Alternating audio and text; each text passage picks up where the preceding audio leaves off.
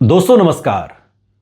BSP supremo Mayawati अपने जन्मदिन पर जब मीडिया को संबोधित करने आई तो एक बड़ी बात उन्होंने आईने की तरह साफ कर दी और साफ तौर पर कहा कि वो आगामी विधानसभा चुनाव अकेले अपने दम पर लड़ेंगी। विधानसभा में एक विधायक है बहुजन समाज पार्टी का, लेकिन बावजूद इसके 12% से ज्यादा वोट शेयर पिछले विधानसभा चुनाव में लेने के बाद बीएसपी सुप्रीमो मायावती ने तस्वीर साफ कर दी कि उनका किसी से कोई गठबंधन नहीं होगा।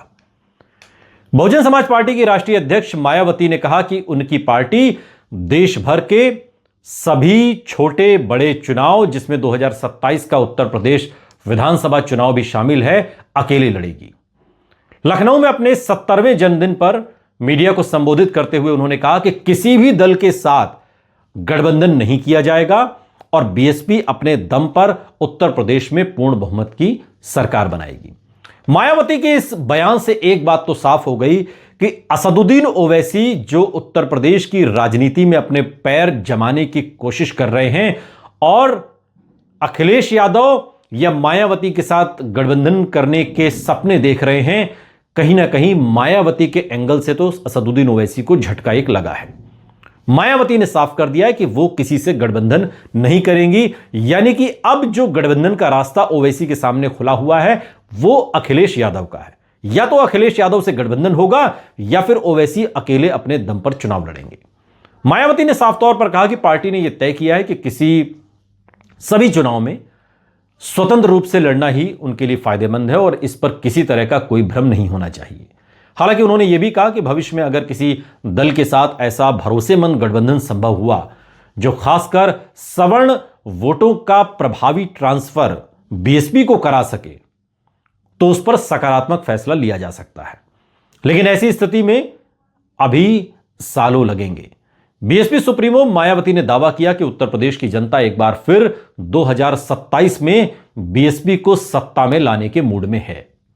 उन्होंने कहा कि पार्टी पहले 4 बार राज्य में सरकार बना चुकी है और कार्यकर्ता पूरी ताकत से 5वीं सरकार बनाने में जुट गए हैं।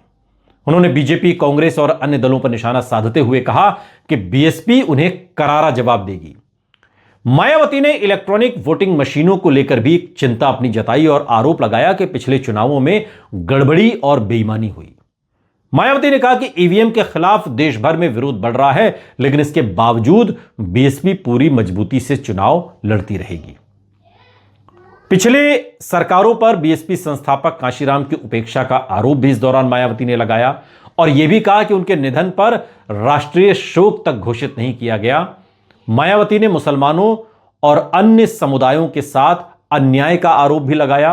उन्होंने कहा कि बीएसपी शासन में कभी भी सांप्रदायिक दंगे नहीं हुए और यादव समेत सभी वर्गों का ध्यान रखा गया, लेकिन अब ऐसा नहीं होता। सवाल यह है कि मायावती अकेले अपने दम पर जिस राजनीति को लेकर चलने की बात कर रही हैं, उसमें उन्हें कितनी कामयाबी हासिल होगी। मौजूदा समय में संगठन के स्तर पर मायावती की पार्टी बहुजन समाज पार्टी कमजोर है।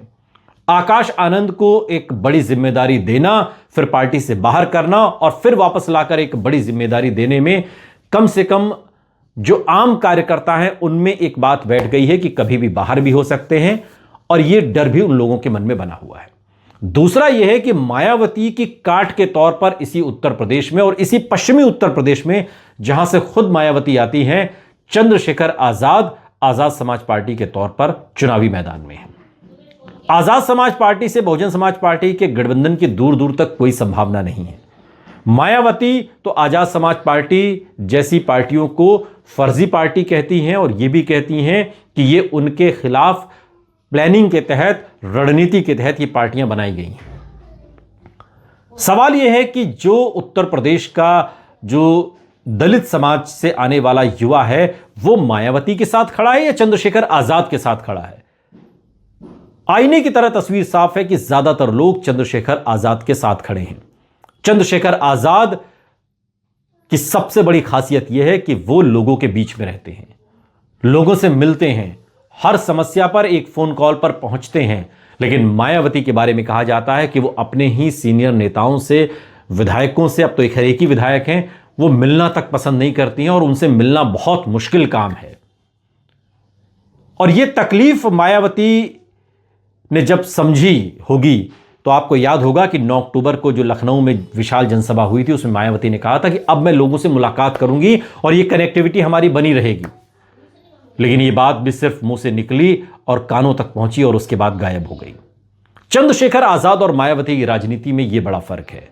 लोग बीएसपी का update version Azad Samaj party और चंद्रशेखर आजाद को कहते हैं। इसलिए उत्तर प्रदेश में अकेले मायावती का चुनाव लड़ने का फैसला कहीं ना कहीं एक बड़े सवाल को जन्म देता है कि आखिर उत्तर प्रदेश में मायावती का जो अस्तित्व है, बहुजन समाज पार्टी का जो अस्तित्व है, क्या वो इस चुनाव में कुछ आकार लेगा या बिल्कुल सिमट कर खत्म हो जाएगा।